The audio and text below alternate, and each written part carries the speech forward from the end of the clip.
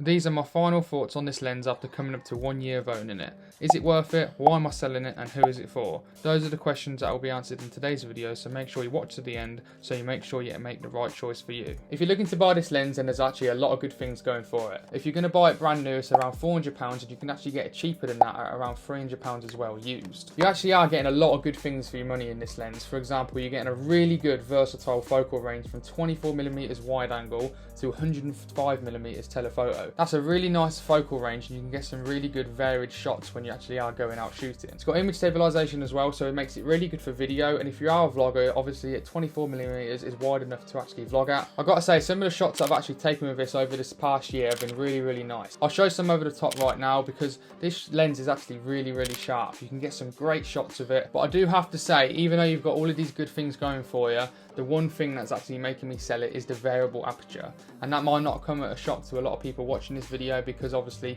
going into it, you know it has a variable aperture, which makes it not as good for video, because obviously if you do want to go zooming in on a certain shot, the image will get a lot darker if you're shooting in manual mode. It's also not great as well, because as soon as it gets to more of a low light situation, especially if you want to get them tight 105mm shots, that's when the f-stop goes to f7.1 and the image just gets really dark. As well for video, not just for photography. So you're bearing in mind, for nighttime use with this lens, it's not very good. Even the f4 at 24mm, it's not the greatest, because if you want to get a really good like low light lens, I'd say the minimum lens you probably have to go for with an f-stop is f2.8.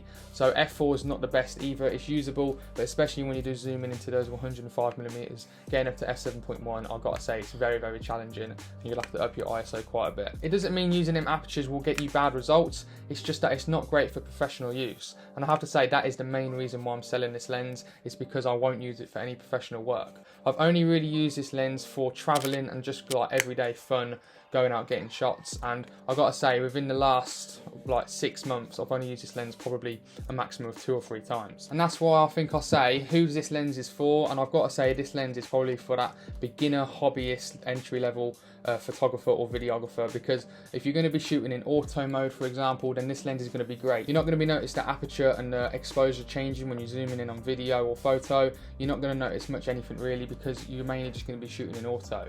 You can get some really nice clean shots, and that's why this lens is mainly for hobbyists, travelers and beginners, because you can get some amazing shots. And like I said, with that versatile 24mm all the way up to 105mm, that's such a versatile focal length to actually have. So when you are a hobbyist and you are traveling around on holiday, for example, you don't have to constantly switch lenses all the time, because you've got that wide angle to that tight shot. However, if you're a professional actually looking at this video, wondering if this lens would be good for you because it's a cheap lens, then I've got to say, you can get professional results out of it. I'm not saying it's completely terrible for professional results, but for example, if I'm going to be using the Canon 35mm and I want to get like a nice low light shot, then I won't be using the 35mm on this lens. I'll just be putting on my prime lens. Same as if I was using the 70-200, I've got a 70-200 f2.8, so even if I wanted that 105mm, instead of it being 7.1, it's f2.8. So I can just get better results with my other lenses, my prime and my other zooms, because of the f-stop is not variable, and they're actually lower as well than this lens itself. However, one thing that was actually keeping me holding on to this lens was because it was my widest lens at 24mm. 24mm is such a great wide angle lens, and that's why I really like this lens, because I can get some wide landscapes. It was also really good for vlogging. However, a couple months ago I did get the EF 16-35mm f4, and I've got to say, now I've got 16mm as well as obviously the 24 in it as well. I've not used this lens at all since I've got this lens, and I've got to admit, that was the one reason why I was actually hanging on to it, and now I have this, that's why another reason why I'm selling it. The annoying thing is, I'm not actually selling it because it is a bad lens, so don't get the wrong way when you actually are watching this video, because it's like I said, even for professional use you can get some good shots for it. Really, the only reason why I'm getting rid of it is because I have that 16mm lens now. But the only reason why I'm actually selling it is because I go for every other lens. I reach for my 35mm, I reach for my 16mm, I reach for my 70-200, I reach for my 50mm, because of the prime lenses, and also because of the fixed aperture on my other zoom lenses as well. So there's not much point in me using this lens, because every other lens I pick up now is going to be better than this for me, especially for professional work. However, for the price, I do have to say this lens is 100% worth it. There's not many bad things I can actually say about it apart from the variable aperture, and you can get away with that, especially if you're a beginner as well, like I mentioned earlier. So for brand new £400, you can get some real nice sharp photos and videos out of this lens, and I've got to say, especially with it having image stabilization, it's hard to say no.